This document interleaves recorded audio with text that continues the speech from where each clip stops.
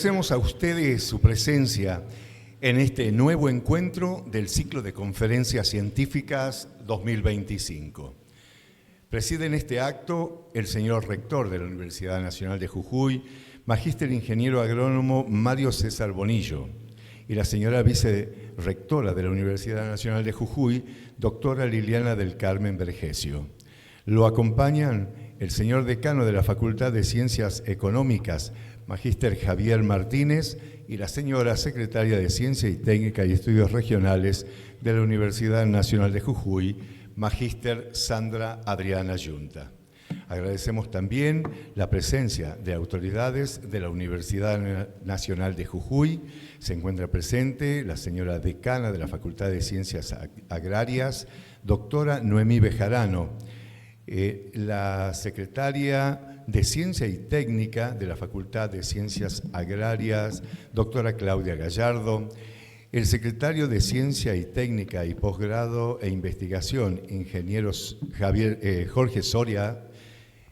Está también presente la ingeniera Gabriela Odone, subsecretaria de Articulación Institucional, la doctora Laura Golovanevsky, directora del Centro Interdisciplinario de Investigaciones en Tecnología y Desarrollo Social para el NOA. El secretario de Administración de la Facultad de Ciencias Económicas, Contador Público Nacional, Raúl Aguilera, la coordinadora de la carrera de la Licenciatura de Turismo, Cedes Valle, licenciada Carolina Osores, el director de Informática de la Facultad de Ciencias Económicas, Carlos Daniel Montañez, y el doctor Jaime Aliaga, secretario de Extensión de la Facultad de Ciencias Económicas. Cuando hablamos de desarrollo local como economía política, nos referimos a un enfoque que considera el desarrollo económico local como un proceso político, que no solo económico, que implica la participación de diversos actores y la gestión de recursos locales para mejorar la calidad de vida y el bienestar de la población. El enoturismo, como forma específica de turismo, que se centra en la experiencia del vino, puede ser un importante dinamizador del desarrollo local desde una perspectiva económica y política. Ofrece beneficios económicos a través de la generación de ingresos y empleos, al mismo tiempo que fortalece el patrimonio cultural y natural de una región. La Universidad Nacional de Jujuy, a través de su Secretaría de Ciencia y Técnica y Estudios Regionales, y dentro del ciclo de conferencias científicas 2025, tiene el agrado de presentar la conferencia Desarrollo Local como Economía Política, el enoturismo como dinamizador, a cargo del máster Gabriel Fidel.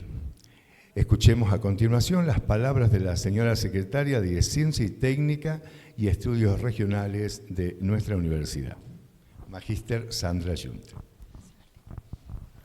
Bueno, buenas tardes a todos. Iba a empezar dando la bienvenida, pero como dice el decano, la bienvenida no, porque esta casa está siempre abierta y la universidad está siempre abierta a todos, no solo la comunidad universitaria, sino la sociedad y la comunidad de Jujuy. Sí, saludarlos, darles las gracias por haber venido.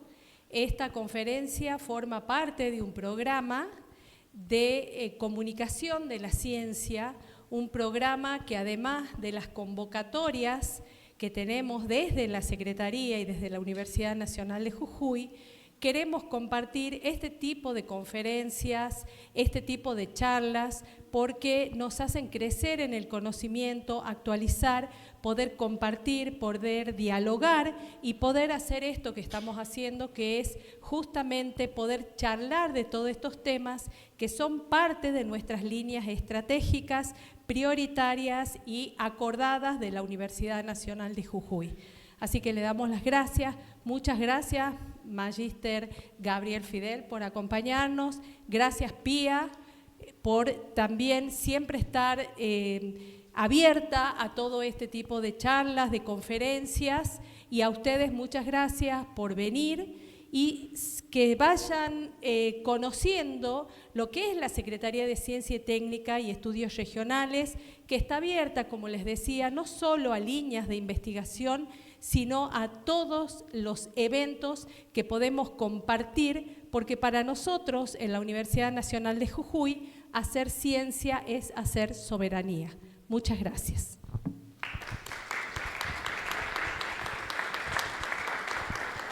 A continuación, el saludo de nuestro anfitrión de hoy, en este caso, el señor decano de la Facultad de Ciencias Económicas, Magíster Javier Martínez.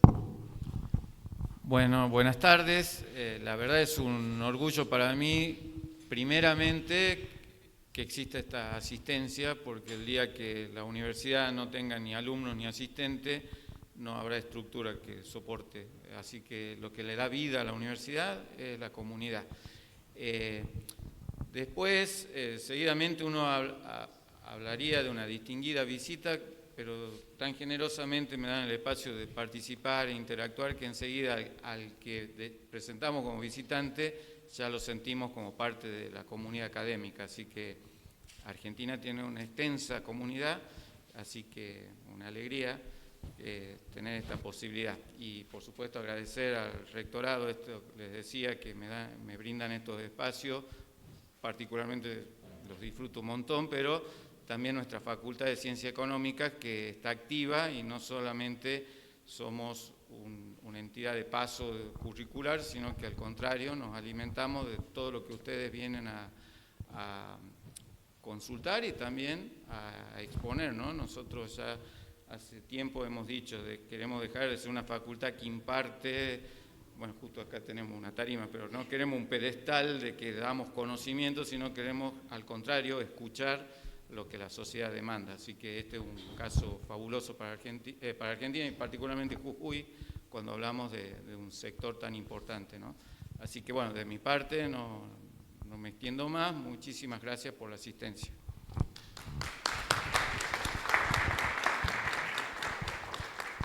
El enfoque del desarrollo local como economía política busca entender el desarrollo económico como un proceso complejo y multidimensional que involucra la participación de diferentes actores, la gestión de recursos locales y la búsqueda de soluciones a los problemas locales a través de la política pública.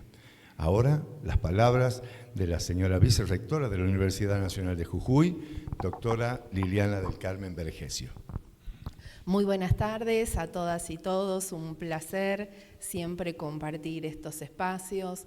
Como dijo recién la secretaria de Ciencia y Técnica, nosotros venimos desde la Universidad Nacional de Jujuy construyendo espacios de difusión, de divulgación, en distintas temáticas.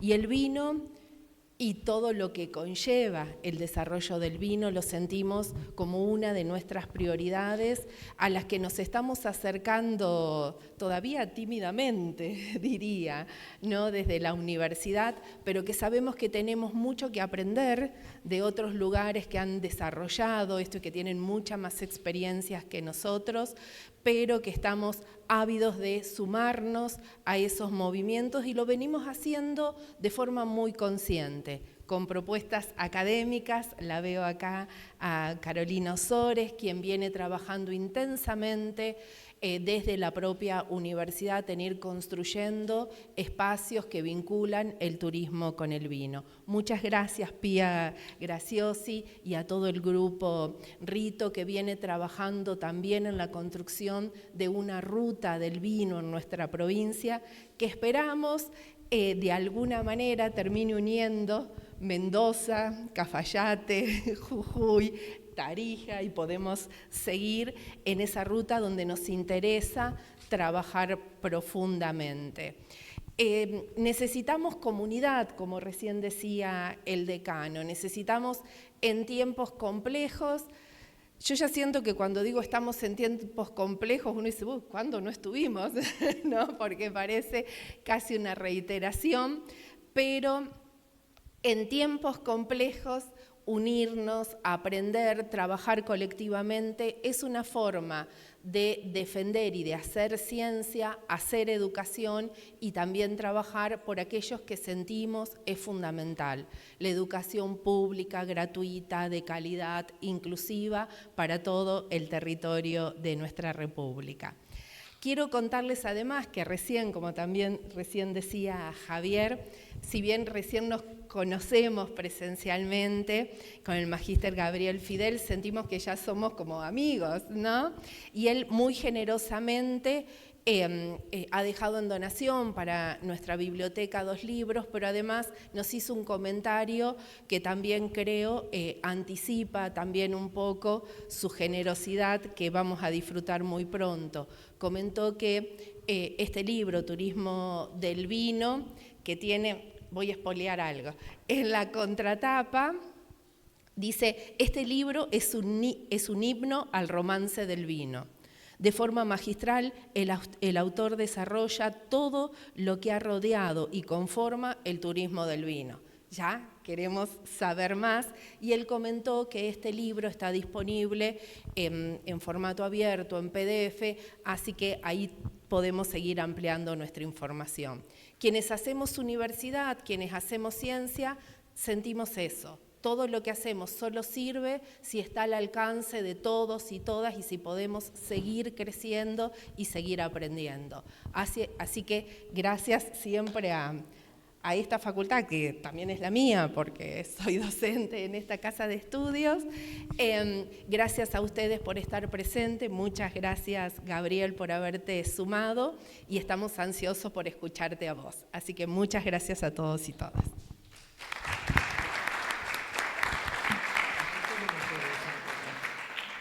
El enoturismo puede ser una herramienta poderosa para el desarrollo local, generando beneficios económicos, preservando el patrimonio cultural y natural y mejorando la calidad de vida de la comunidad. Es importante que el desarrollo del enoturismo se realice de manera sostenible con la participación de la comunidad y el apoyo de las autoridades locales. A continuación nos dirige la palabra el señor rector de la Universidad Nacional de Jujuy, Magíster Ingeniero Agrónomo Mario César Bonillo. Buenas tardes a todas, todas. Bueno, antes que nada, perdón por lo largo de esta previa, digamos, lo queremos escuchar en realidad, Gabriel. El vino es al paladar como la demanda a la palabra, digamos. Entonces, a veces abusamos del uso de la palabra. Compartir un momento de silencio es interesante, aunque piensen ustedes que es difícil hacerlo. Aparecen angustias y cosas así. Yo, antes de hacer algo tan formal, bueno, ya han hablado acá los colegas, pero no quiero desaprovechar la oportunidad para quizás recordar algunas cosas. Me tocó a mí, por mi profesión, de estar cercano a lo que pasó con el vino en Jujuy. Ustedes saben, en la zona tabacalera en algún momento había viñedos. Después, por la ley de vitivinicultura, tienen que optar. Por supuesto, acá aplica el Fondo Especial de Tabaco. Se tienen que erradicar los viñedos, que era de una especie que no es la que la ley aprobaba para la vitivinicultura, que es lo que nosotros conocemos como uva Monterrico, uva chinche. Y se erradican prácticamente casi todos los viñedos y son reemplazados por tabaco. La zona tabacalera, con toda la infraestructura que tiene, que no es algo menor, es un valle templado, no es el mejor terruño para la vitivinicultura, quizá para vinos de alta calidad. Igual es posible, y estos jóvenes que andan por acá son pioneros en eso y están trabajando en vinos jóvenes y hay cosas muy interesantes.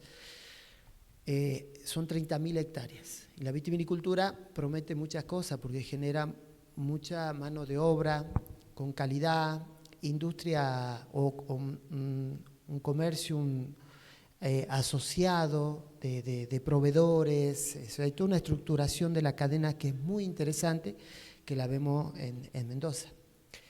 Y en la quebrada de Humahuaca estamos hablando máximo, si todo sería vitivinicultura, que no es el deseo, ¿no?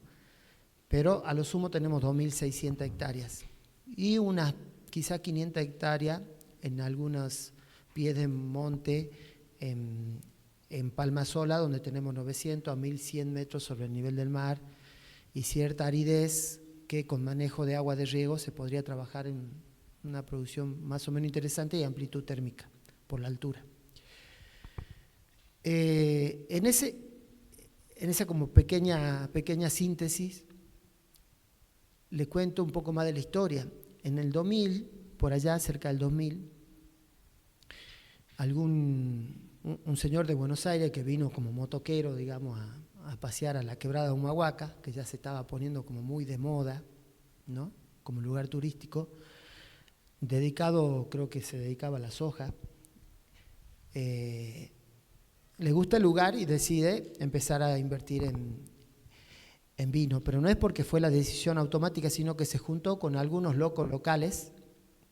Había algunos promotores de desarrollo, algunos ingenieros agrónomos relacionados al programa social agropecuario en ese momento, a Cambio Rural, al INTA, algunas fundaciones de desarrollo que estaban en la zona de la quebrada, CADIF, por ejemplo. Bueno, quizá ustedes algunos los conocen, a Mario Aria, al Diablero Aria, que falleció hace un par de años, como músico. Santiaguito Aria, que es muy conocido a nivel nacional, toca el bandoneón. La madre antropóloga, doctora de nuestra casa. Él era uno de los impulsores. Me tocó de ir en esos años, 2002, 2001 fue, donde tenían en unos barriles las primeras experiencias de vino, unos vinos bastante feitos, estaban haciendo la primera experiencia, hay que decir lo que era, pero estaban felices, y por ahí andaba Fernando Dupont también. Entonces hay todo un recorrido que significó incluso en que se armó una asociación de pequeños productores, que eran más bien quebradeños, intentando tomar esa propuesta, refrescando alguna memoria, alguna tradición de agricultores quebradeños, sobre todo en Maimará y en Purmamarca, donde en las orillas de los canales, además para consolidar esos canales que van con cierta pendiente para que no se rompan, le ponían viñas para hacer vino patero para la casa. Entonces en eso se arma esa asociación de pequeños productores quebradeños, ¿no? Allá está Lourdes, y a la vez empieza Dupont también a avanzar con éxito, son premiados sus vinos, empiezan a haber otros interesados estamos hablando 2001 a 2005, 2006, otras inversiones y todo lo que, hasta donde hemos llegado ahora, digamos que estamos trabajando en propuestas como turismo, y bueno, eso es el vino es encuentro, porque es un encuentro también acá, Facultad de Económica, con las teorías de desarrollo y mercado y entramados productivos. Está Carolina, que es de Humanidades, que está trabajando de la licenciatura de Turismo, de la Facultad de Agraria, está la decana, está la secretaria, bueno, yo también vengo de esa facultad. Hay algunos centros, algunos laboratorios que se están enfocando, tenemos trabajo en levaduras locales, trabajando en la identidad de los vinos, según el terruño, según el manejo. O sea, todo lo que hay para hacer incluso, y lo interesante de una cadena productiva que promete trabajo.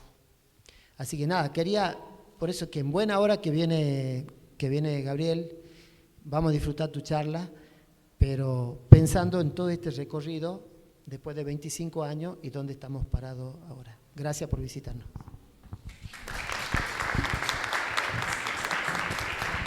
Invitamos a continuación a las autoridades a ubicarse en el público y damos paso al máster licenciado Gabriel Fidel, que suba por favor. Tome su micrófono, pero antes contarles quién es Gabriel Fidel. Gabriel Fidel... Yo era cantor de boleros antes, entonces por eso no me siento. Bueno, bolero medio viejo, es verdad, tenés razón. De cumbia, poner. Dale, no importa. Rapero. Una tarde romántica. De cueca y tonada. Gabriel Fidel es graduado en Administración Pública y Ciencias Políticas de la Universidad Nacional de Cuyo, en Mendoza. Estudió Desarrollo Económico y Política Industrial y Tecnológica en el Instituto Latinoamericano de Planificación Económica y Social, Naciones Unidas, Chile. Y es máster en Administración Pública de la Universidad de Texas, Escuela de Administración Pública Lyndon B. Johnson, Austin, Estados Unidos, especializado en política económica. Posee una amplia trayectoria y experiencia en los ámbitos públicos, privados y académicos.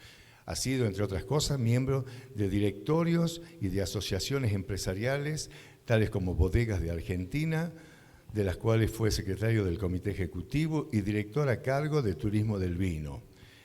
En el ámbito público fue parlamentario del Mercosur por la provincia de Mendoza, presidiendo la Comisión de Asuntos Económicos, Comerciales, Financieros y Monetarios.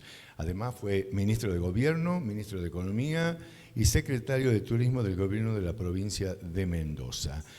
Fue presidente de la Agencia Mendocina de Innovación, Ciencia y Tecnología. Actualmente es vicerrector de la Universidad Nacional de Jujuy. Es la costumbre. Vos te vas a vivir a Mendoza, hacemos Perdón. intercambio. Ah, no, no hay paridad de género hoy. Perdón, Liliana. No podemos. Es vicerrector de la Universidad Nacional de Cuyo. Podríamos hacerlo con la vicerrectora, pero no podríamos porque en realidad tiene que haber paridad de género. Si yo vengo acá seríamos 2 varones y no funcionaría. Así, no, allá sí porque serían 2 mujeres. Eso está permitido. Sí. Perdón, Gabriel, perdón, No pasa Liliana. Es profesor titular de la Cátedra de Economía Política de la Universidad Nacional de Cuyo y fundador del Centro de Desarrollo Sostenible y Turismo y es director del Centro de Estudios Relaciones Internacionales y de Integración. Bueno, en el año 2016 publicó el libro Turismo del Vino, la experiencia argentina, editado por la editorial de la Universidad Nacional de Cuyo, obteniendo el 2º premio en el concurso mundial Goldman Awards en mayo de 2017. Bueno, eso lo muestra bastante ya a nuestro disertante, así que la Bueno, palabra gracias. toda es suya, Gabriel. En realidad para los más jóvenes, como soy viejo, anduve mucho, anduviste muchos caminos y entonces uno va acumulando un montón de antecedentes. Pero bueno, siempre le digo a los más jóvenes que en el currículum uno pone las cosas que le fueron bien, donde te aceptaron, no pone las becas que te rechazaron, los laburos que no te dieron. No podés, uno pone las cosas, las buenas noticias nada más. Así que no hay que creerse nunca que nada es demasiado, como dice alguna canción. Bueno, primero, una alegría estar acá, gracias por la introducción, muy generosos los 3, y gracias también por la introducción de historia vitivinícola que me viene al pelo. Y bueno, y gracias, porque como decía, muchas gracias a Pía Graciosi, no nos conocíamos, un día me mandó un mensaje de WhatsApp, me dijo si podía venir, yo no sabía muy, le dije, bueno, dale, vamos, acá estoy, ¿no es cierto, Pía? Ni nos conocían. Pero la verdad que lo que me atrajo de venir, además de que Jujuy es hermoso, y que efectivamente están recuperando la tradición vitivinícola, no es que la están inventando, que eso tiene que ver con la identidad. Me gustó de Pía, a mí me gusta mucho el fútbol, entonces como decimos los futboleros, que se come la cancha. Y me parece que la gente que se come la cancha, que entra a jugar y entra con ganas, con pasión, con amor, a esa gente hay que seguirla, así que por eso, Pía, gracias por haberme traído a Jujuy. Y bueno, yo les voy a hablar durante un rato de esto. Cuando ustedes quieran me pueden interrumpir.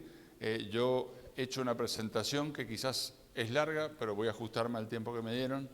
Pero después, si quieren, ustedes la van a tener, esta presentación. La pueden usar, la pueden desarmar, pueden utilizar lo que quieran. Se la puedo dar después, si quieren, en PDF. Hagan lo que quieran, porque me da lo mismo, o sea, aprovechenla si les sirve.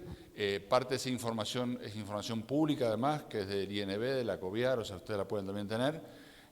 Yo me dedico hace muchos años al tema, al vino. Formalmente empecé a los 18 años, formalmente, legalmente. Ese fue un chiste, les aviso. No, bueno, mi viejo era porteño, Mi viejo le encantaba, yo no vivía cuando era chico en Mendoza, mi papá después se fue a vivir a Mendoza, a él le gustaba mucho el vino, le gustaba tomar vino, íbamos mucho a Mendoza y íbamos de vacaciones siempre a Mendoza, mi papá iba a vender a Mendoza, yo cuando era chico iba con él y cuando en un momento pudo, su sueño era vivir en Mendoza, eso lo cuento en mi libro, y también el vino es la identidad de la Argentina y a mí que me gusta mucho el fútbol, a los que somos futboleros y somos grandes recordarán que en la cancha las propagandas más importantes eran de vino. Así que miren tamaño país, pedazo de país especial que es Argentina, que en las canchas de fútbol sus publicidades más importantes eran y siguen siendo en muchos casos de vino. Eso no es un fenómeno que se da en otros países de este mundo. Así que claramente, como el fútbol y otras cosas más, el vino es la identidad del argentino, es la identidad es nuestra vida y es muy importante el vino y por eso siempre hay que hacer cosas por el vino argentino. Bueno, dicho esto, voy a tratar de hablar un poco de... ¿Sería este? No. ¿Sería este? Sí. Muy rápido, la historia de vitivinícola argentina. A nosotros nos suelen dividir entre países del viejo y del nuevo mundo, y así se divide el mundo vitivinícola, lo cual es una verdad parcial, porque no es verdad. Porque en realidad nosotros, o sea, es verdad que ahí están los vinos del viejo mundo, están quienes dicen que viene de Persia, quienes vienen de Asia Menor, ahí por la zona de Georgia, Armenia, la zona donde ahora está Irán. Bueno, de toda esa zona se supone que vienen las primeras vides. Ustedes saben que siempre se dice que en la última cena quizás tomaron parte de esos vinos y por eso en la tradición católica, hebrea o judeocristiana, el vino siempre ha sido muy importante. Pero lo cierto es que llega a América el vino con los conquistadores, los colonos españoles introducen, voy a poner acá, las primeras especies de vitis vinífera y se supone que se habla de un cura mercedario, Juan Cedrón, que sería el que primero trajo las viñas a la zona de Santiago del Estero. En el caso de Mendoza y de San Juan, esas vides vienen cuando 1561-62 que se funda Mendoza San Juan, aparecen las primeras vides que ustedes recuerden que tenían que ver con no solamente con la tradición española, sino con la necesidad de tener vino para misa. Entonces, ahí aparecen las primeras vides, obviamente de las cepas típicas, después voy a dejar a Mario que él hable de eso, de las típicas cepas españolas, y después ahora vamos a ver en qué momento se pierden esas cepas. Lo cierto es que a partir de ahí empieza a desarrollarse la vitivinicultura, y yo cuando digo esto de nuevo y viejo mundo, tener cuidado, porque en realidad ustedes tienen países del nuevo mundo, como puede ser Australia, como puede ser Sudáfrica, como puede ser Nueva Zelanda, que es mucho más reciente la tradición vitivinícola. Y la tradición de América es una tradición de 5 siglos, y es una tradición que viene de América hispánica, que llega hasta California, pero en California llega porque California era esa América hispánica, ¿no? Y era México. Entonces, las primeras cepas llegan a Lima y a México. Y después, por restricciones de la corona española, se van a zonas marginales. Y esas zonas marginales fueron Chile y Argentina. Y fíjense ustedes que, como decía un profesor mío, Mendoza y San Juan era tierra de segundones, porque era la zona más pobre. Esta era la zona más rica, la zona del norte argentino. Y nosotros vivíamos en la zona, y ahí se desarrolla y se expresa muy bien la vid.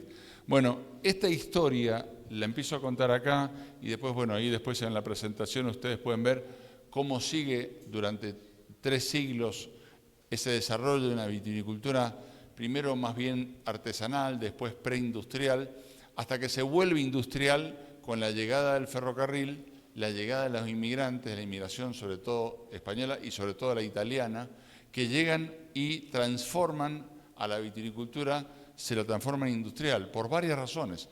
Primero, desde el lado de la oferta, por la incorporación de tecnología, o sea, los factores de la producción, ¿no? Hablando de una facultad de economía.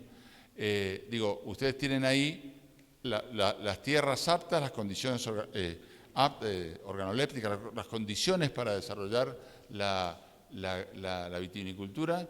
Ustedes tienen ahí inversiones que empiezan a llegar, digo, la parte de capital. Ustedes tienen ahí también tecnología y ustedes tienen inmigrantes. O sea, se da todo y se transforma en industrial y tienen el ferrocarril, digo, que ahora puede transportar fácilmente hacia los mercados principales de la Argentina el vino que nosotros producíamos. Así como ocurrió en Tucumán con la caña de azúcar, Mendoza también fue funcional con esta, y San Juan, pero sobre todo Mendoza, se transforma en un gran proveedor en este sentido.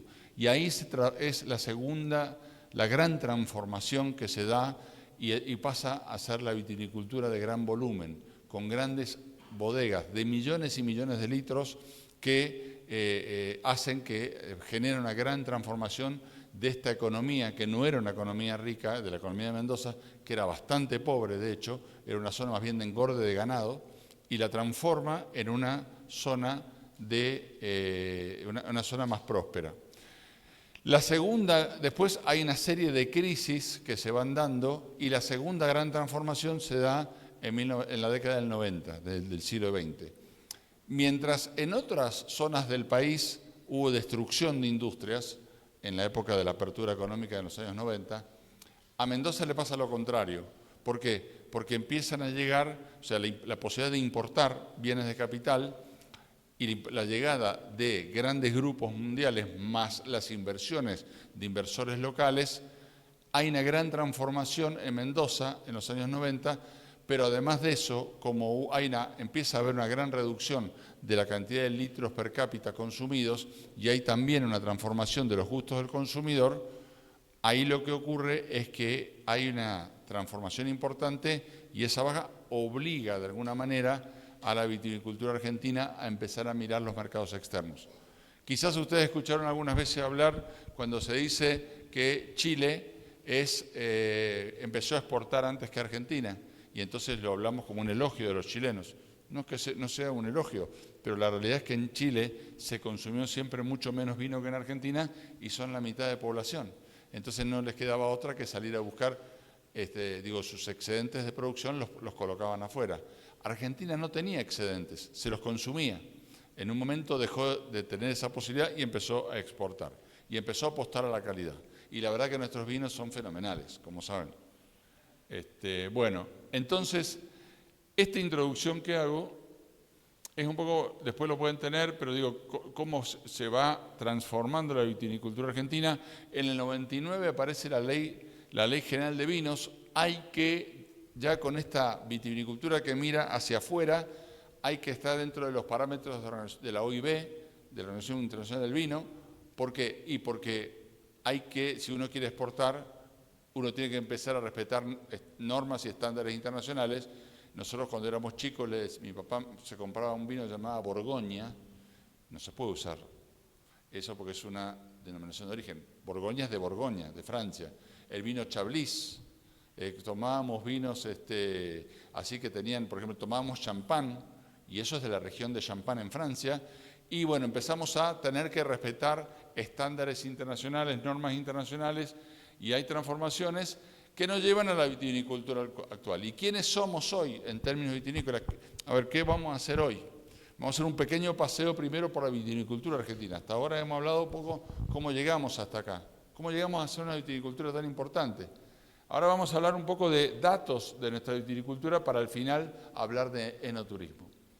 Nosotros somos el noveno en producción de uva, séptimos en superficie, segundos en exportación de jugo de uva en el mundo, ¿no? Lugar número 11 en exportaciones de vinos. Bueno, ahí tienen ¿dónde está la Argentina en la vitivinicultura mundial? Tenemos alrededor de 23.000 viñedos, 207.000 hectáreas de superficie cultivada. Y esto es un dato interesante, hemos tenido más. Hemos perdido la cantidad de viñedos, pero tenemos ahora más viñedos que están orientados hacia la calidad, hacia mayor calidad enológica. 18 provincias productoras de uva. Ustedes saben que eso es un dato que llama la atención. somos 23 provincias más Cava, más Buenos Aires. Hasta hace no muchos años no había más de 7, 8 provincias. Sin embargo, hay provincias que han recuperado. Por ejemplo, hay provincias como Entre Ríos que habían tenido viñedos y han vuelto a tener viñedos. Hay provincias, por ejemplo, Santiago del Estero fue una de las primeras provincias que tuvo viñedos. En Jujuy, como recién decía bien el rector, Jujuy no es que ha inventado la vitivinicultura ahora. La viticultura jujeña es una viticultura muy vieja. Lo que pasa es que se perdieron muchas de esas, tradiciones o producciones. Y hoy hay, por ejemplo, la Patagonia Argentina tiene grandes condiciones para la producción vitivinícola. Porque uno dice, qué rico que es el Sauvignon Blanc de Nueva Zelanda. Nueva Zelanda está a la misma latitud que nuestra Patagonia. Entonces, nosotros por ahí crecimos con la creencia que se podía hacer vitivinicultura solo en algunas provincias. La realidad es que hoy tenemos ya no es más una economía regional, es una economía nacional, está en 18 provincias. Bueno, la cantidad de bodegas y productores, bueno, ahí tienen más o menos las que trabajan con marca, 17.000 productores de uva, alrededor de 900 establecimientos vitivinícolas, hubo más en Argentina. Le exportamos a 109 países, bueno, más o menos ahí tienen los datos, después los van a tener todos los datos que quieran de esto. Ahí tienen ustedes la vitivinicultura latinoamericana, les traje esta diapositiva porque también me pareció interesante. Somos el país que más produce en América Latina, después viene Chile. Después viene Chile, después Brasil. Quizás no tienen identificado a Brasil como un país vitivinícola fuerte, Brasil lo es, Brasil es un gran productor de espumante. Perú, que es el origen de la vitivinicultura de Sudamérica, Perú pierde la tradición, sigue con la tradición pisquera, pero de alguna manera pierde un poco la tradición de productor de vinos, la está recuperando, lo mismo pasa con México. México es el primer país productor de vinos de América y México de alguna manera también la pierde ese peso. Bueno, pero eso es más o menos la vitivinicultura latinoamericana. Principales países productores del mundo, los más importantes, Italia, Francia, España, después viene Estados Unidos, después viene Argentina, China está creciendo a pasos agigantados, es probable que ya esto sea viejo porque China está creciendo mucho. Principales países exportadores, ahí ya bajamos algunos puestos, pero estamos nosotros creciendo mucho, hemos crecido mucho en exportaciones. Argentina, ahora van a ver un gráfico que les voy a poner, Argentina pega un salto muy fuerte hasta el 2010 de un crecimiento enorme, de alrededor del 20% cada año, y después obviamente se ameseta por distintos motivos que enseguida los podemos hablar. Y bueno, acá tiene esto que yo les decía antes, ¿no? La evolución de valor de las exportaciones de vino. Nosotros no exportábamos vino hasta que en el 2000 empezamos a exportar y en esa década hay un salto enorme en la cantidad de vino exportado. Argentina era la novedad y además, yo diría, algunos otros países se habían como dormido, los países europeos sobre todo, en cuanto a eso, y hubo un gran crecimiento de Argentina, de Chile, pero digo, Argentina pega un salto enorme y después se ameseta. Es muy difícil vender vino, es mucha la competencia en el mundo y además los tres países que más producen, Italia, Francia y España, son países que tienen mucha producción, mucho excedente. Bueno, empezaron ellos a tener que colocarlos a precios más bajos y es muy difícil la competencia con esos países, pero bueno, Argentina tiene su lugar, sobre todo gracias a la calidad de sus vinos. En el mercado del vino argentino en el mundo, el principal mercado de exportación que tenemos es Estados Unidos. Estados Unidos tiene la característica que no tiene casi ningún otro país, que es un gran productor de vino y un gran consumidor de vino. Y en general los países productores consumen su vino. Si ustedes van a Italia, van a encontrar sobre todo vinos italianos. En Argentina encuentran más que nada vino argentino, en Chile vino chileno, en España vino español. Estados Unidos es un gran productor de vino, pero como es un mercado tan grande, además importa mucho vino. Bueno, es nuestro primer mercado de exportación, después van cambiando, depende del año, pero vienen Brasil, Reino Unido, Canadá, después el resto. Las variedades exportadas, la principal es el Malbec el Malbec es nuestra nuestra nave insignia, pero también nuestro gran problema.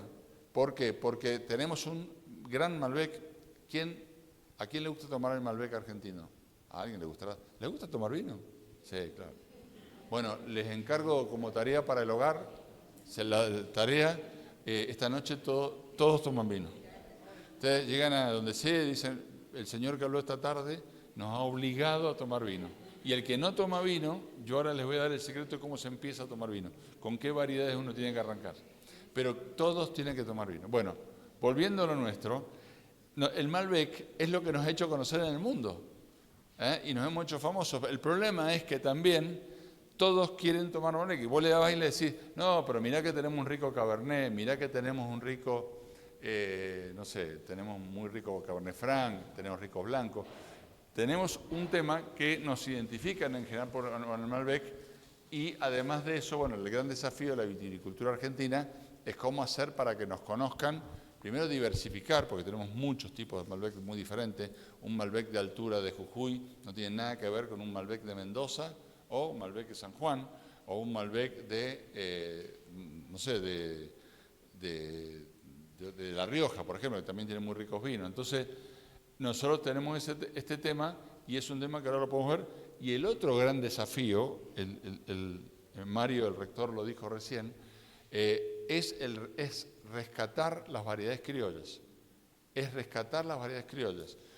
La vitivinicultura argentina, igual que la chilena, se afrancesó en un momento.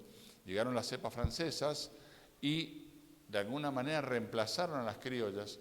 Y la verdad que eso es un problema, o es un tema en lo que hay técnicos hoy trabajando en el INTA, en nuestra universidad también, pero en el INTA hay técnicos también trabajando hoy, y en Chile también, en el rescate de las variedades criollas. Y eso es un tema interesante, si quieren después lo podemos hablar, porque las cepas francesas, estas, Malbec, Cabernet Sauvignon, Chardonnay, Cabernet Franc, reemplazaron a esas cepas originarias, muy ricas también, pero bueno, ese es un tema, ¿no? El Malbec es nuestra nave insignia. Ahí está la evolución de la superficie cultivada.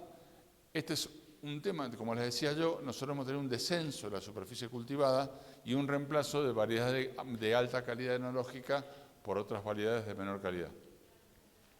En la evolución de la superficie cultivada, ustedes vieron que antes yo dije que el Cabernet era el segundo más exportado. Acá aparece esta variedad, la Bonarda. La Bonarda es una variedad muy rica, que da unos tintos ricos, más ligeros, lindos para tomar. Se dan muy bien en el este de Mendoza, en el este de la provincia de Mendoza. Comercialmente no encuentran su lugar. En los vinos que tomaban nuestros papás, eran los vinos selección. Entonces esos vinos que tomaban nuestros papás, que compraron en Damajuana, esos vinos tenían mucha Bonarda, tenían tempranillo, pero bueno, el tema es que en la superficie cultivada la Bonarda es muy importante, y después, bueno, vienen las variedades, Cabernet Sauvignon, Syrah, tempranillo, etc. Bueno, acá tienen ustedes, este es un lindo gráfico, una linda diapositiva, porque nos permite ver cómo evolucionó.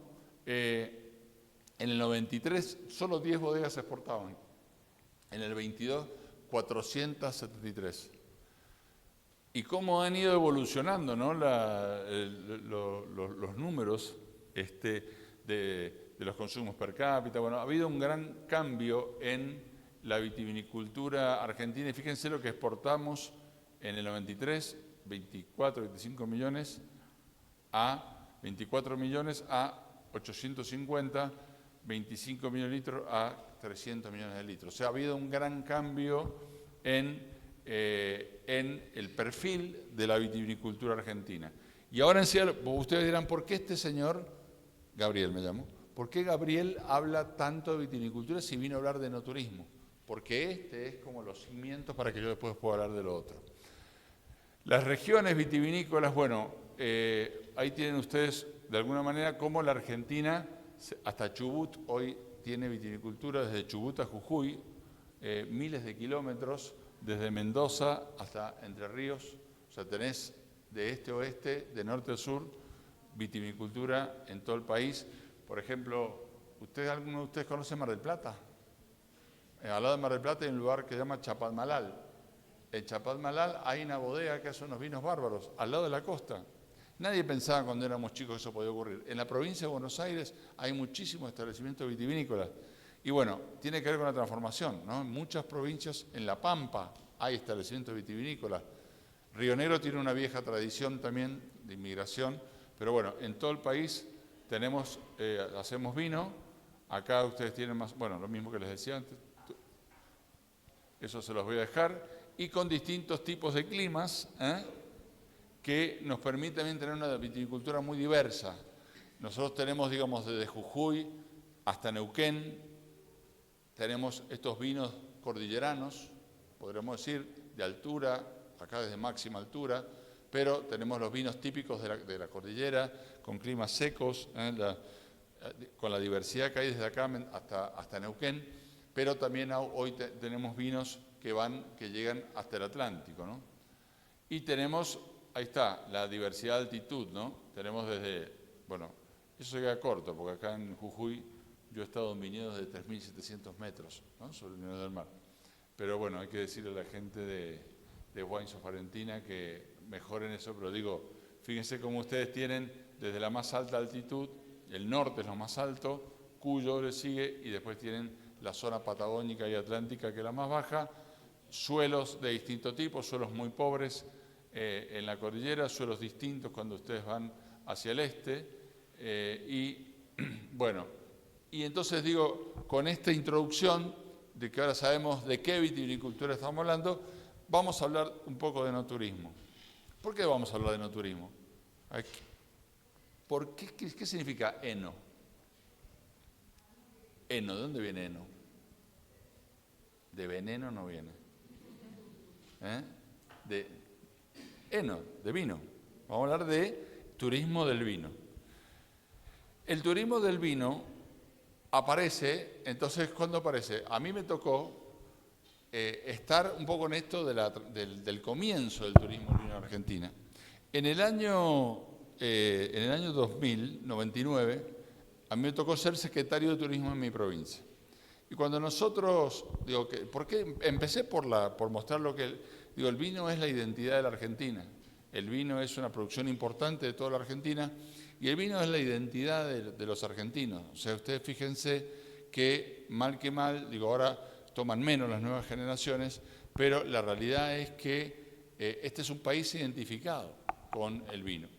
Y cuando a mí me tocó ser secretario de Turismo de Mendoza, cuando yo asumí, la verdad que nosotros teníamos un problema muy grave, que era que yo vivía en una provincia. ¿A qué hora empecé, Pía? ¿A qué hora tengo que terminar? Vos, ¿a qué hora tengo que terminar? ¿A qué hora entrego las armas? No, decime. Media hora más, listo. Cuando yo, voy a tratar de terminar lo más rápido posible, así podemos conversar. Cuando yo asumí en el 99, y esto es importante, no sé si es que hay gente que está en el Estado, en el gobierno. Eso mañana me toca. Bueno, a mí me pasó, no, pero esto es interesante para los que son del mundo del turismo. Yo no venía del mundo del turismo, yo venía del desarrollo económico. Y mi segunda, se llama Mariana Jury, ella sí era licenciada en turismo. El gobernador electo, yo había estado trabajando en los equipos económicos de ese equipo, de quien salió gobernador. Nosotros teníamos que buscar alternativas de diversificación de la economía de Mendoza.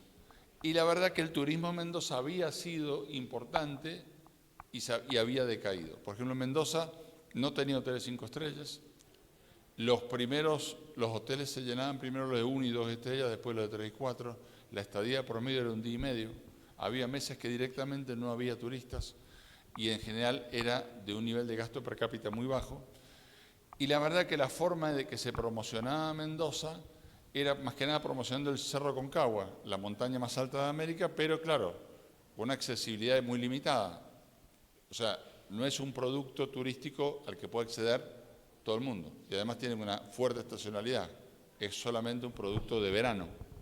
Y después tenía la fiesta de la vendimia, tenía algunos centros de esquí que, al que accedía sobre todo turismo nacional. Digo, Mendoza no era uno de los destinos más importantes de la Argentina. Nosotros teníamos que lograr posicionarnos. Y ahora vamos a ver, cómo hace uno para desarrollar el turismo. Entonces, el gran desafío nuestro fue cómo hacer para que Mendoza se posicionara y lográramos romper todo eso que les dije. Aumentáramos el gasto per cápita, aumentáramos la estadía per cápita, rompiéramos el problema de la estacionalidad y pudiéramos además, ustedes piensen que nosotros somos un desierto, con lo cual la capacidad de carga, o sea, nosotros no podemos ser un destino de masividad, porque nosotros tenemos un problema que es que somos un desierto, tenemos poca agua. Entonces nosotros tenemos que tener cuidado en el modelo turístico que íbamos a seguir. A mí muchos me decían y me venían y me decían, a mí me encanta Córdoba, aclaro, pero me decían que yo tenía que ser como Carlos Paz. Y yo le decía, no, nosotros no podemos ser como Carlos Paz, porque nosotros no tenemos naturaleza que soporte ser como Carlos Paz. Les guste, digo, no les guste Carlos Paz. A mí me encanta Córdoba, hay lugares que me gustan más que Carlos Paz en Córdoba, pero digo, teníamos que tener claro el tipo de destino turístico que podíamos ser. Entonces implementamos un plan que se llamó Tour Plan. Lo hicimos en cooperación con la Junta de Andalucía y ellos desde la provincia de Málaga. Fue un acuerdo de cooperación y la verdad que funcionó muy bien. Y a partir de ahí, y por eso empecé por esta introducción, a partir de ahí nosotros buscamos, justamente encontramos en enoturismo el producto que nos permitió tener una ventaja competitiva con respecto a otros destinos. Y ahora vienen entonces los últimos datos que les voy a dar ahora de enoturismo. Bueno, más o menos los rangos, quiénes son los enoturistas que vienen a Mendoza y Argentina. En general, ustedes ven que la franja del medio es la más masiva, 18 a 35 años, 36 a 50 y 50 creo que dice 65. Pero digo, en general, nosotros lo que tenemos es que es un producto muy interesante porque tiene, un gran impacto en determinados grupos etarios que son interesantes. Bueno, dicho toda esta parte de los datos, vamos a hablar un poquitito del marco conceptual de todo esto. Ustedes saben que hay un dicho de un científico francés que dice, nada más práctico que una buena teoría. O sea, si vos no tenés una buena teoría, no podés tener una buena praxis. Entonces vamos a ver un poquito de turismo. ¿Qué es el turismo? El turismo es un fenómeno social, cultural y económico que supone el desplazamiento de personas a países o lugares fuera de su entorno habitual por motivos personales, profesionales o de negocios. Y se denominan viajeros, y esos turistas o viajeros pueden ser turistas o excursionistas. Si yo vivo en Jujuy y me voy a pasar el día a la quebrada de Humahuaca, soy un excursionista. Si yo soy un jujeño, una jujeña, y me voy a pasar 3 días en Mendoza, soy un turista. Entonces, ambos son importantes, pero el turista implica que hay un desplazamiento y un pernocte en otro lugar. Ese turista fue cambiando a lo largo del tiempo, porque el turista, cuando yo era chico, yo vivía en Buenos Aires, y mi papá y mi mamá nos llevaban de vacaciones a Miramar, una playa que quedaba ahí cerca de Buenos Aires, en la costa atlántica. Nosotros nos íbamos un mes de vacaciones. Un mes de vacaciones, mi abuela tenía una casa, nos íbamos a la casa de mi abuela. Y nos íbamos y nos quedábamos en una playa, un mes. Bueno, eso más allá del costo de hacer eso, no existe más. O sea, la gente no se va más, ni 15 días, ni un mes. O sea, el turista de hoy, en general, es un turista distinto al de antes. Cambió el turista, porque aparte, se achicó el mundo, hubo más conocimiento del mundo y bajaron el costo de viajar también bajó. O sea, el turismo inicial era un turismo de ricos e irrumpió a lo que se llamó el turismo de masas. De hecho, en Argentina, la gran transformación que se da a partir de los años 40 del turismo nacional, aparecen los hoteles sindicales, aparecen un montón de oferta turística que no es un fenómeno solamente argentino, es un fenómeno mundial donde irrumpe el turismo de masas. El turismo pasa a ser casi un derecho al que antes no era un derecho de los pueblos. era más bien un privilegio de pocos. Entonces cambia el concepto de turismo y en esta primera etapa del turismo de masas hay un tipo de turista que después cambia la OMT, la Organización Mundial del Turismo, cómo lo describe el turista actual. Desplazamientos más cortos y frecuentes, turistas más experimentados y exigentes, un turista que busca tener vivencias y experiencias únicas, una valoración de la singularidad y la autenticidad, la utilización de las nuevas tecnologías para informarse y comprar los viajes. Hoy lo tienen ustedes claro, no solamente que te informan por internet la oferta, sino que vos te movés más hoy por comentarios de viajeros. Ustedes van a ir mañana a Mendoza, van a buscar comentarios de viajeros que hayan ido a Mendoza y comenten dónde se puede quedar uno, qué puede comer, qué conviene visitar. No solamente eso, lo pueden contactar a ese viajero.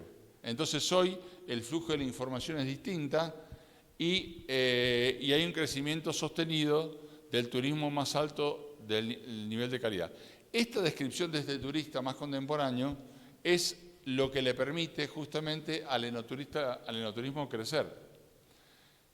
Y acá rápidamente, yo esto se los voy a dejar todo, ¿no? Voy a ir medio rápido para poder cumplir con el tiempo que me han dado, pero de alguna manera entonces aparece en este tipo de turismo, aparece el enoturismo como un tipo nuevo de turismo que tiene que ver con lo que se llama el turismo temático. ¿Y cómo lo definimos entonces al enoturismo? Son espacios multitemáticos donde el eje estructurante es el vino y su complemento la experiencia dada por la identidad de cada región. Es decir, vamos a esta definición, son espacios multitemáticos donde hay un eje que lo estructura, ese destino que es el vino, y su complemento está dado por la experiencia. A ver, cuando yo empecé a ser secretario de turismo en aquella época, se hablaba de turismo de bodegas, y el enoturismo no es turismo de bodegas, la bodega es parte del escenario de la región del enoturismo, pero el enoturismo es, ahora lo vamos a ver un poquito mejor eso, es el portafolio completo de productos turísticos de esa región dentro de los cuales está el enoturismo. Si yo voy a Mendoza, el vino es el producto principal, es el producto estructurante del destino. Si yo vengo a Jujuy, también hay enoturismo, Pía ofrece, ¿dónde está? Pía te lleva a conocer las bodegas de Jujuy con Rito, pero al margen de este chiste, yo voy a venir otra vez a recorrer, ahora vine solamente a hablar. Pero al margen de esto, en Jujuy es un producto complementario. Por ejemplo, Córdoba. En Córdoba es un producto complementario. La gente no va, es muy raro que alguien se desplace a Córdoba por el enoturismo. A Mendoza sí te desplazás por el enoturismo. Pero cuando llegás a Córdoba, por otros motivos, como el vino es parte del portafolio de productos turísticos, vas a ver bodegas. Entonces, puede ocupar un lugar distinto el enoturismo, pero es importante entender que la región de vino es mucho más que una bodega. Porque yo les voy a contar una cosa. Yo tuve la suerte de conocer muchas regiones de vino en mi vida. ¿Ustedes saben dónde queda Jerez? Jerez de la Frontera queda en España.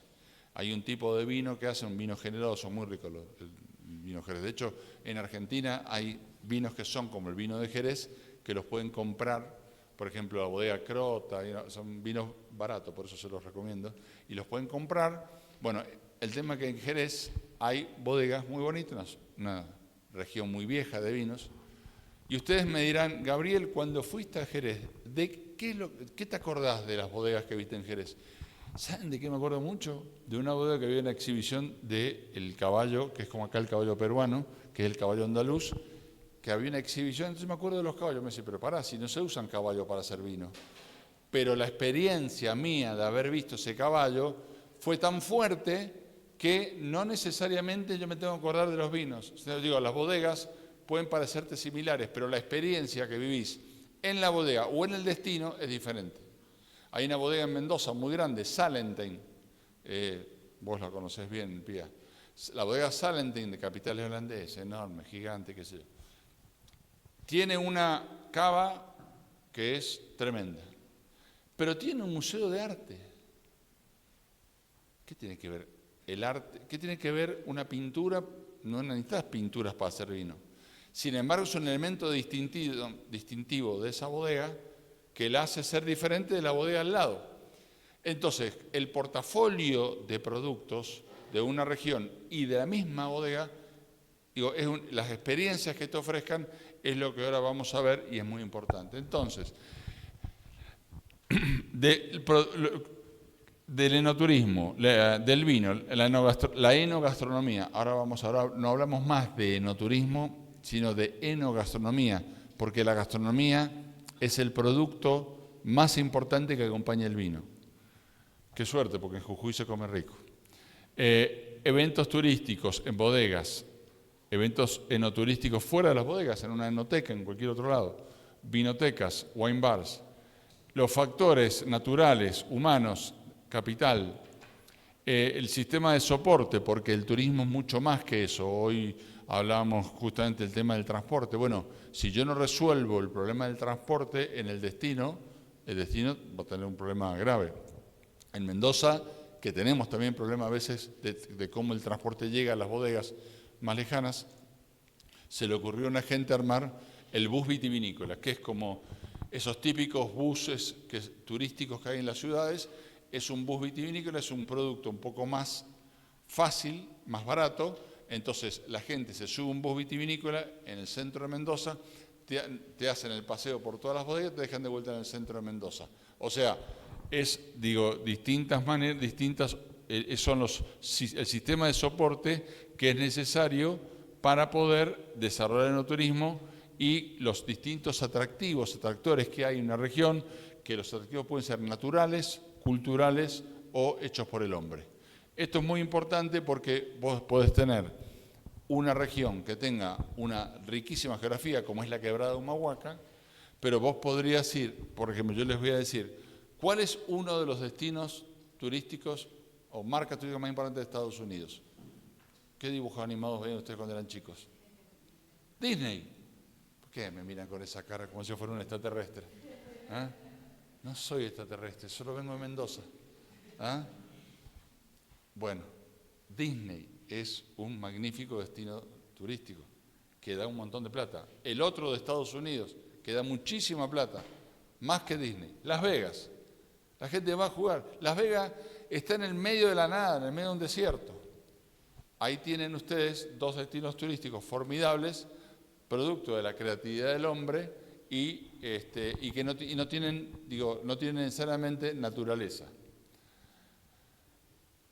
Bueno, entonces, dicho esto, repasemos qué es entonces de vuelta el enoturismo. El enoturismo está compuesto de dos palabras, el turismo y el vino. Entonces dijimos, el turismo que se basa en los atractivos turísticos de un territorio determinado, a donde se desplaza el turista y te permite aumentar ingresos y beneficios en la zona, diversificar la economía y crear empleo. Y el vino, que tiene algo interesante el vino para desarrollar el turismo, se relaciona siempre con un origen geográfico. Tomás un vino y dice Cafayate. Cafayate es un lugar. Purmamarca es otro lugar. Villa General Belgrano en Córdoba, Calamuchita es otro lugar. Chapadmalal es otro lugar. Valle de Uco es otro lugar. O sea, cada etiqueta te remite a un origen geográfico. Y en ese origen geográfico hay un destino no turístico. Entonces, ¿qué es lo más importante de ese destino? La cultura y la identidad al lado de la vitivinicultura. Y esos destinos, lo bueno de esto es que enriquecen a esa región y lo llamativo, ¿quiénes estudian turismo acá? Ahí está. Vieron que lo bueno que tiene el enoturismo es que es creador de riqueza, porque en una región donde quizás no había mucho turismo, le permite crear un destino turístico. Entonces vos de repente en un lugar donde no había afluencia de turistas, empiezan a llegar turistas. O quizás donde ya había turistas, le ofreces un portafolio de productos más diversificado que le permita al destino atraer nuevos turistas o ampliar la estadía promedio. Porque yo iba a Jujuy por otros motivos, pero veo que hay bodega, me quedo 2 días más para ver las bodegas. Entonces, alarga la estadía y eso es muy importante. Entonces, el vino además remite un origen geográfico, con lo cual yo cada vez que vendo una botella de vino de Mendoza, estoy posicionando al destino turístico para que ese turista después venga. Y la verdad que a Mendoza le ha ido muy bien y logró reposicionarse en el turismo nacional gracias a que el vino, fíjense la inversión en publicidad que hace la provincia de Mendoza sin hacerla. Porque cada botella de vino que anda por ahí es publicidad del destino turístico. Entonces la verdad que el origen geográfico del vino es muy importante para el desarrollo del turismo. Y se desarrolla en un espacio turístico, el destino turístico se desarrolla en un determinado espacio turístico y entonces en ese, al final, cuando hablamos de enoturismo vamos a hablar de experiencias en un determinado territorio. Y ese territorio, ese espacio geográfico, es el destino turístico del que estamos hablando. Y entonces al principio hablaban de ruta turística en la mesa. Entonces, ¿qué es una ruta turística? ¿Qué es una ruta turística? ¿Es un pedazo de pavimento que nos lleva de lugar a lugar? No. Cuando hablamos de ruta turística hablamos de otra cosa. Hablamos de un clúster de actividades y atracciones que incentivan la cooperación entre diferentes áreas y que sirven de vehículo para estimular el desarrollo económico a través del turismo. O sea, una ruta turística es un espacio determinado, es un clúster que se llama PANAL, es un conjunto de actividades interrelacionadas que nos permiten crear, lo que decía antes la vicerrectora, este sentido de comunidad, ¿no? Entonces, la ruta turística tiene que tener sentido de comunidad, si no nos sirve. Tenemos que sentirnos todos parte de la ruta. La ruta turística es un destino, ¿no? Pero lo que tiene la ruta es una serie de atractivos que le dan una determinada identidad. Y cuando hablamos de ruta del vino, hablamos de ruta turística. Y ahí se me repitieron dos palabras, les pido disculpas, pero el enoturismo al final es turismo temático. ¿Qué es el turismo temático? Ahora vamos a ver un poco más qué es, pero es parecido, o está en la familia, del turismo rural, el turismo cultural, el turismo religioso, el ecoturismo, el turismo de salud. O sea, me traslado, voy a buscar una experiencia, una vivencia determinada y voy a buscar un aprendizaje en mi vida. Y bueno, y esto es todo el entramado de la oferta y la demanda. Voy más rápido acá. Y otro repasito rápido, recordar que acá cuando pensemos en el turismo tenemos que pensarlo del lado de la oferta y del lado de la demanda. Del lado de la oferta voy a pensar en los productos, servicios y organizaciones involucradas en la experiencia turística. Y fíjense que hay una serie de actores involucrados y por eso hoy en el almuerzo hablábamos con Pía, que hablamos, la oferta turística, la oferta enoturística, la componen por sobre todo dos grandes sectores de la economía, el vitivinícola y el turístico. Y tienen que trabajar juntos. Si trabajan por separado, pierden potencia y no hay enoturismo posible. Entonces ahí ustedes, el alojamiento, la alimentación. El alojamiento, muy importante, no solamente tener hotelería.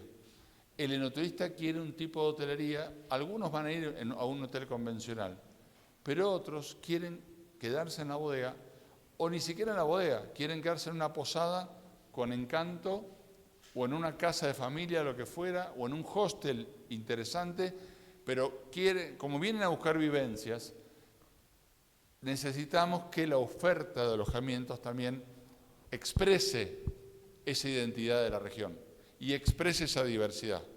Por ejemplo, en Mendoza, algo que nos pasó cuando a mí me tocó arrancar con esto, que yo buscaba que las viejas casonas de las familias, esas vitivinícolas, de esa oligarquía vitivinícola que se formó en Mendoza, y algunas de ellas eran casas formidables que estaban como medio en desuso, se transformaran en, algunas de ellas, en posadas.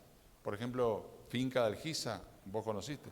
Finca de Algiza era la casa de Furlotti. Furlotti fue una figura de la economía, de la política de Mendoza de principios del siglo XX. Entonces la bisnieta armó una posada ahí. Y eso es algo muy interesante, ¿no? Tratar de buscar, por ejemplo, espacios determinados, casas determinadas. Bueno, tener alojamientos, alimentación. no se trata solo de tener buenos restaurantes, se trata de tener una gastronomía de calidad e identitaria. Y eso no significa que tiene que ser cara, al contrario, porque hay turistas con distintos niveles de gasto. Pero la gastronomía tiene que ser identitaria. El turista no va al destino enoturístico porque dijimos que era turismo temático. No va a buscar lo que come en su lugar de origen. No quiere comer McDonald's. Tampoco quiere comer lo que come en su lugar de origen. Quiere conocer tu identidad.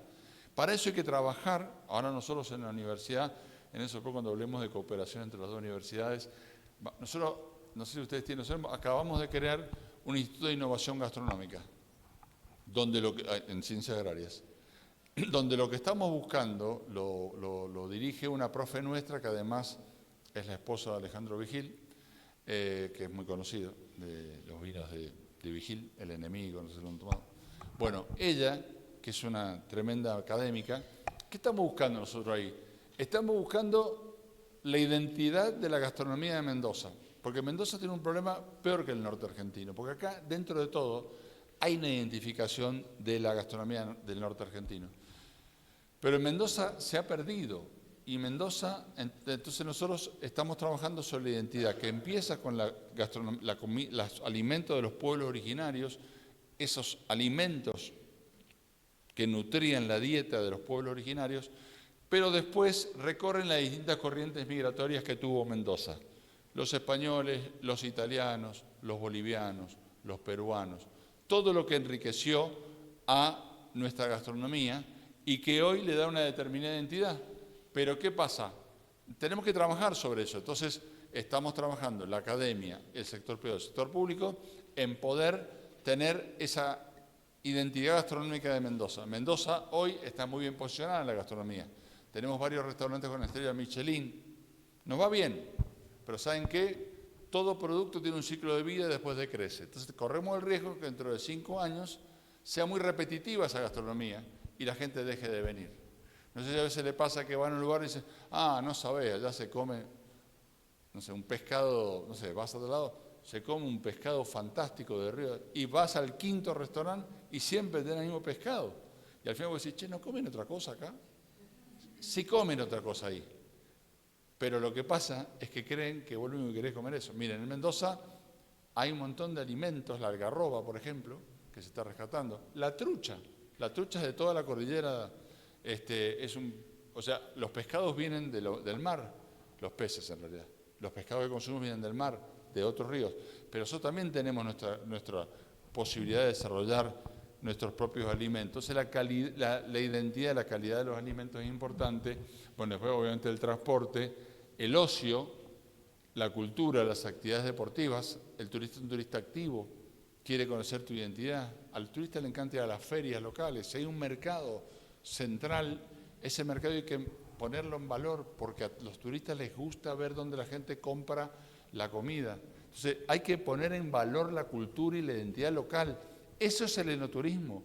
El enoturismo es compartir tu identidad. No es solamente ver una bodega, es compartir tu identidad y es sentirte orgulloso de tu identidad. Porque cuanto más orgulloso te sientes de tu identidad, mejor te va a entender el enoturista. Entonces esto es muy importante. No es solo que lo digo de palabra. Es muy importante eso y después tener, todo tipo de actividades. A mí me gusta mucho el fútbol. Si esta noche jugaba Gimnasia Grima Jujuy, capaz que iba a la cancha, porque me encanta el fútbol. Entonces, hay que tener productos para todo y hay que saber que los de afuera necesitan determinadas condiciones para consumir nuestros productos. Por ahí nosotros creemos que algo lo vivimos con normalidad, bueno, hay que tener determinadas condiciones para recibir al turista. Bueno, y después les decía el tema del lado de la demanda, entender que creamos productos para la demanda y que es importante tener un portafolio de productos, bueno, ahí dice actuales y potenciales, entender la heterogeneidad de los turistas que vamos a recibir, de dónde vienen, es turismo interno, es turismo regional, es turismo extranjero, los grupos etarios, vienen en familia, vienen en pareja, vienen solos, vienen con grupos de amigos. Bueno, entenderlos, agruparlos y segmentarlos, entender que hay distintos tipos de turistas, de enoturistas, El de arriba es el enoturista científico, es el especialista. Esa es la menor cantidad de turistas y ¿saben qué? Generalmente no gastan plata, porque eso vienen invitados, gente viene por trabajo, pero son un tipo de enoturista. El enoturista especializado, después la gran masa de enoturistas. Los aficionados o enófilos, a los que les gusta tomar vino, no son especialistas, saben tomar vino, les gusta, son curiosos. Y la mayor cantidad son los que son iniciales o ocasionales. Vine a un congreso de pediatría en la ciudad de Salta, me enteré que había bodegas en Cafayate, me fui un día a ver las bodegas de Cafayate. Fui a un congreso, un congreso de podología en San Juan, un encuentro de podólogos son los que te agarran los pies, por decir cualquier pavada. En San Juan, y como si estoy en San Juan no voy a ver bodegas, ¿o no? Me fui a ver una bodega en San Juan. Entonces, o una familia, las familias argentinas suelen salir a recorrer el país, soy una familia santafesina, llegué a Jujuy con mi familia porque quería conocer la Quebrada de Humahuaca, me enteré que había bodegas, no sabía, me enteré acá, esa gente viene en auto, esa gente no se compra más vino, porque se llevan vino de vuelta, son los que más compran vino. Esa gente que se llaman enoturistas iniciales o ocasionales son muy importantes. Todos son importantes, esto es lo que le quiero decir. No hay que hacer solamente productos para el glamour, para los de arriba, hay que hacer productos para todos, porque todos consumen enoturismo. Entonces, algunos se especializarán en atender a los de arriba de la pirámide y otros se especializarán en otra parte de la pirámide. Pero hay que tener productos para todos. Y de cómo desarrollamos productos desde los recursos. Nosotros tenemos recursos de la geografía, de la historia, de la arquitectura, de la gastronomía. Son los recursos, pero después esos recursos hay que transformarlos en productos. Y esos productos son los que consume el enoturista. Y esos productos pueden ser enoturísticos o no. Como digo, puede haber un gran museo de arte donde voy, o un museo de arte de historia, o lo que fuera. Entonces, cuando yo voy ahí, consumo todo el portafolio completo, pero vienen de los recursos. Y esos recursos pueden ser el conjunto de bienes materiales o inmateriales, ¿no? Por ejemplo, la cultura es un gran recurso, el folclore, la pintura, la artesanía, la geografía. Ahora, vos podés tener un cerro hermoso y que no sea un hermoso recurso, pero si, por ejemplo, supónganse, no tiene servicios, no sirve.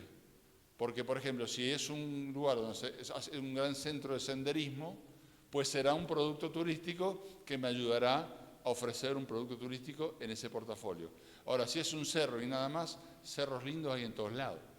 Tiene que tener servicios. En Mendoza tenemos dos cerros muy importantes, el Aconcagua y el volcán Tupungato. El Cerro Aconcagua tiene servicios, tiene miles de turistas que todos los años van a escalar, le deja mucha plata a la provincia.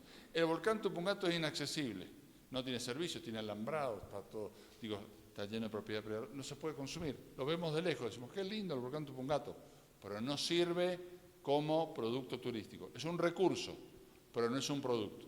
Yo puedo tener una costa con un montón de mar y que no haya nada, es un recurso. Pero si ahí le pongo un balneario, una confitería, eso es un producto. ¿Se entiende? Entonces, ¿de dónde sacamos los productos? De los recursos. Y voy rápido acá, así voy terminando, o voy empezando a terminar. Los productos enoturísticos vienen de vivencias culturales de la vid, del vino y el deporte, vino y descanso, vino y cultura, vino y gastronomía, vino y eventos, agroturismo, vino y paisaje. O sea, los productos enoturísticos pueden provenir de distintos recursos. Esto después lo vean, cómo se genera un producto. Las vivencias vitivinícolas son múltiples, experiencias de poda, experiencias de cosecha, de riego, catas, recorridos, etcétera. Salud y descanso, cultura y arte, el arte muy ligado al enoturismo, los deportes, ahí está. los deportes son muy interesantes, no solamente el deporte como el deporte adentro del viñedo, una maratona dentro del viñedo, equitación, golf, un torneo de golf dentro de la ruta del vino, bueno, cualquier tipo, una carrera, o sea, todo lo que se le ocurran de deportes adentro de un destino. Por ejemplo, en Mendoza hay un rally de coches, de autos clásicos antiguos, una vez por año. Eso lo creamos cuando yo estaba. Una vez por año vienen las personas más ricas del país a Mendoza, que son dueños de autos clásicos antiguos, y van a Mendoza y recorren toda la provincia en sus autazos clásicos y antiguos. Agroturismo, el paisaje, que es un recurso formidable. Bueno, el desarrollo del paisaje como recurso nos puede dar un montón de posibilidades, recorridos por parques y jardines, concursos de paisajes, bueno, senderismo dentro de los paisajes del vino, rutas escenográficas, etc. La gastronomía, que yo les dije que es muy importante, hoy se considera el segundo producto más importante además del vino, y si no hay gastronomía en el desarrollo, en el destino, bueno, ahí estamos en problemas. Los eventos, la gente cada vez más, voy a tomar un poquito de agua, la gente cada vez más hace eventos en las bodegas. Por ejemplo, mi hija cuando cumplió 15 años, ¿saben dónde hizo la fiesta de 15? En una bodega, pero vieron que los menores no toman vino. No hubo vino, salvo para algunos mayores, pero ¿saben por qué quería? Porque ella buscaba la escenografía de una bodega, y hicimos una bodega. La gente hace muchas cosas en las bodegas. Yo he visto hasta divorcios en las bodegas. No, mentira. Eso era para que estaban despiertos. Bueno, imagínense un divorcio. Mi amor, hoy me vengo a divorciar de vos. Ay, gracias. ¿Y dónde lo vamos a hacer? Lo vamos a hacer en una bodega para que tenga el mismo glamour que no tuvo cuando nos casamos. Claro, cuando se casaron no tenían un mango y hicieron cualquier fiestita por ahí. Ahora tienen algo de guita, divorciemos en un lugar como la gente. Y se van a una bodega y se divorcian. Todo sea con tal de vender, ¿viste? Bueno, casamientos, cumpleaños, bautismos, congresos. Todas las experiencias de ocio, ¿no? Dentro de una bodega. Y entonces, el clúster del enoturismo, en definitiva, es importante identificar. Ahora, muy rápido voy a ir en esto. El sector vitivinícola, el sector turismo y después el sector público, el sector privado y la academia. Todos forman parte de este clúster y ahora vamos a hablar un poquito más de él. Y entonces ahora estoy como en la última parte de esta charla, son 2 segmentos más y después conversamos. Esto de la gobernanza, esto es muy importante, esto es un concepto de la ciencia política. Te van a decir, pero este tipo también va a hablar de ciencia política hoy. Sí, ¿saben por qué es muy importante la gobernanza? ¿Qué es la gobernanza? ¿Quién se anima a arriesgar qué sería la gobernanza? ¿Nadie estudia ciencia política acá? Ah, bueno.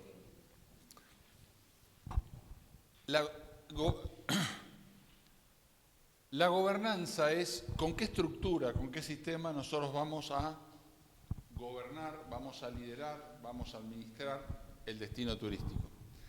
Y acá es importante porque en la gobernanza de un destino turístico, justamente la actividad turística, quienes se dedican a esto saben que tiene una heterogeneidad y una democracia, una participación enorme. Hay otros sectores de la economía, por ejemplo el sector minero, el sector petrolero, está mucho más concentrada la propiedad, pero en el sector del turismo está mucho más diversificada. Hay un montón de pequeñas y medianas empresas y además de eso nosotros necesitamos la intervención del Estado en sus distintas dimensiones multinivel, el Estado nacional, el provincial y necesitamos el gobierno municipal. El gobierno municipal es esencial en el desarrollo del turismo. Súper importante, porque los servicios más cercanos del turista los va a prestar el municipio. Y después necesitamos las universidades.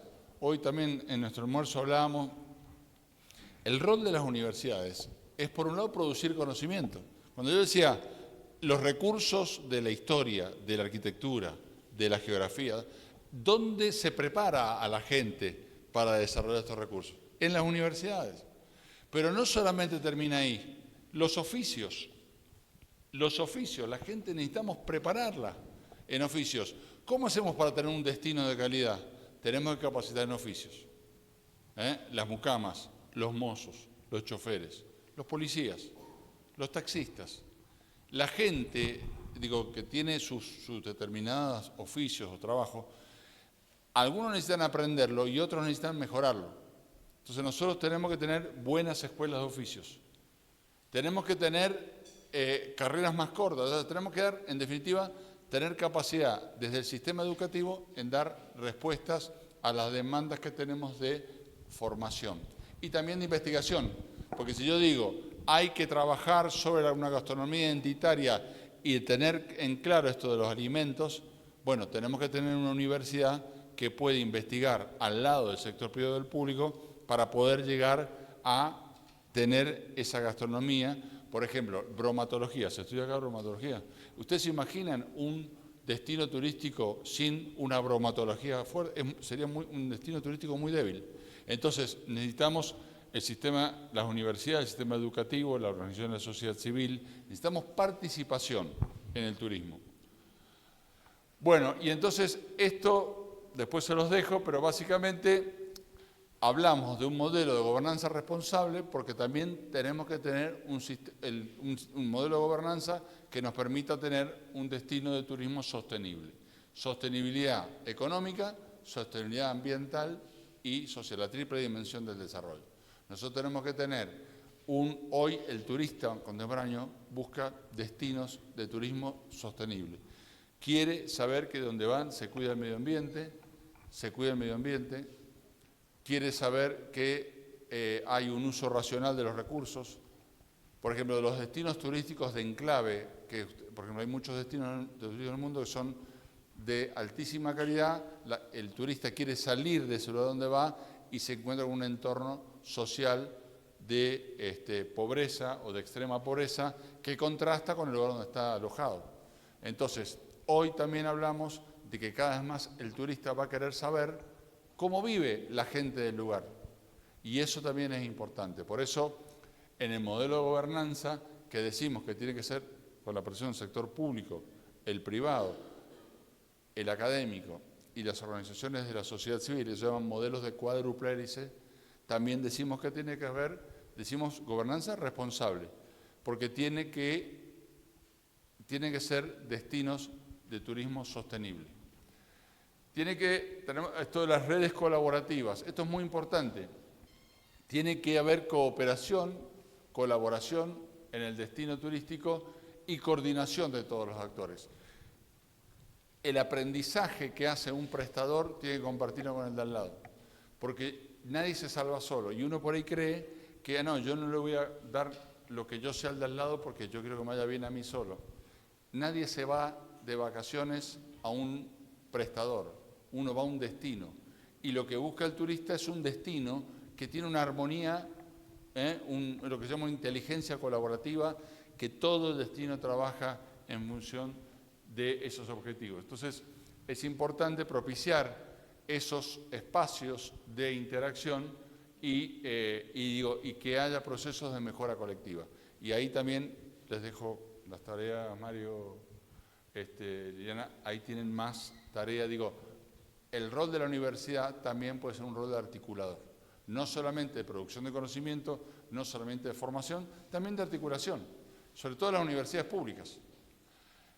Bueno, y entonces ya les dije lo otro, y esto que me parece importante entonces, bueno, esto más o menos se lo he ido diciendo mientras hablaba, que tener en cuenta todos los sectores y vamos al final. Entonces, ¿cuáles son las lecciones aprendidas que yo a lo largo de estos años por ahí pude ir internalizando? Primero, un portafolio de productos turísticos diversificados con una oferta no turística amplia que se basa en la identidad local. Esta es como la frase que resume mi charla de hoy. un portafolio de productos turísticos diversificados, donde los productos enoturísticos son parte de ese portafolio de productos turísticos. Entonces, voy a poner ejemplo de mi provincia. Es verdad que el enoturismo es el principal atractor, pero la gente no quiere ir solamente por eso. Bueno, y cuéntenme, ¿hay pintores aquí? ¿Hay escritores? Hay montañas, ¿puedo ir a conocerlas? Bueno, hay que asegurarse que los servicios turísticos de la montaña son buenos. En Mendoza no son tan buenos, deberían ser mejores. Tenemos que mejorar en eso. Bueno, y va el turista, no sé, voy a Francia, entonces voy a conocer una región de vinos determinada. Bueno, yo quiero conocer todo. Mire, hay una región de vino en Francia, en Francia hay mucha región de vino importante, que está, por ejemplo, Burdeos, está Borgoña, está Champagne, pero hay una que es el Valle del Loire. El Valle del Loire, ¿qué tiene de interesante? Después googleenlo, Loire. ¿Qué tiene interesante el Valle del Loire? Tiene vinos, sí, tiene castillos medievales. Entonces, es como Disney, pero de verdad. Entonces, es muy lindo, digo, la gente va por los castillos y en el medio hay bodegas. Entonces, tiene una identidad impresionante. Entonces, el portafolio de productos turísticos esto es importante y grábenselo esto, el tema de la identidad local. El enoturismo es ante todo identidad. En el enoturismo justo tenemos una vicerrectora antropóloga. Usted, señora vicerrectora, ayude en eso. El enoturismo es vender, es mostrar, es compartir una identidad. Si no, daría lo mismo. A ver, si la identidad no existiera, ¿cuál sería la diferencia entre visitar Cafayate, la región acá de la Quebrada, de Humahuaca, o ir a Mendoza, Salta o a Chapadmalal? Sería lo mismo. La identidad dada por esos recursos de los que hablábamos antes, transformadas en productos consumibles, que la gente pueda consumirlos, eso es lo que el turista quiere cuando va a un destino turístico, quiere identidad. Entonces, lo que decía antes, el tema de la oferta y estos modelos de gobernanza mixtos, multinivel, colaborativos, que son muy importantes en el turismo. Ustedes en turismo lo deben estudiar, esto de desarrollar destinos turísticos inteligentes. ¿Qué es esto?